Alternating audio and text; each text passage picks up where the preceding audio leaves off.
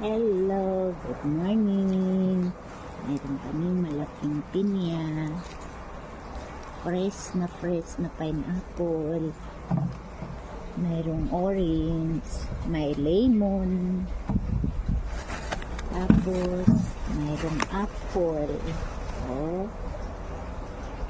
Ito yung kagandahan pag dito ka sa ibang bansa kasi maraming prutas. Mahilig dito sa prutas. Pag sa Pilipinas kasi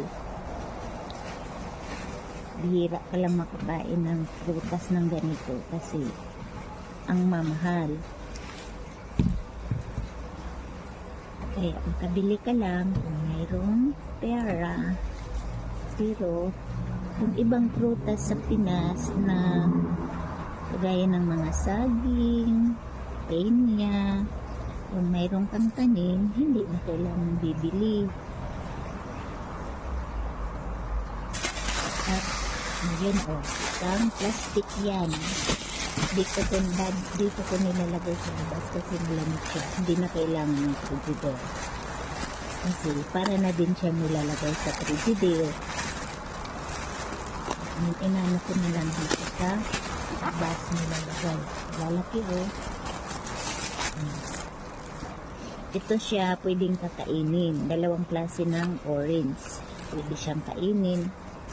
Ito naman, yung ganito kalaki. Ito, pang juice lang to. Yan, binibili namin dalawang klase. Pang juice saka pang kain. Ito, pag kinakain kasi siya, pwede naman kasi lang. Medyo matigas-tigas, kaya pang juice lang siya. Ito naman, walang gaanong juice sa loob. Kaya pangkain lang to. Tsaka sobrang tamis. Yan, fresh na fresh ang prutas namin.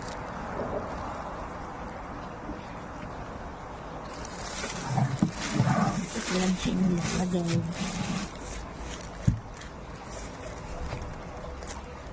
Kuha na lang kami kung gustong pakain. Ito yung iba.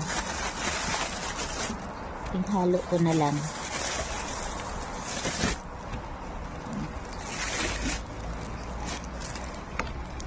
Yan ang prutas namin. Fresh na fresh.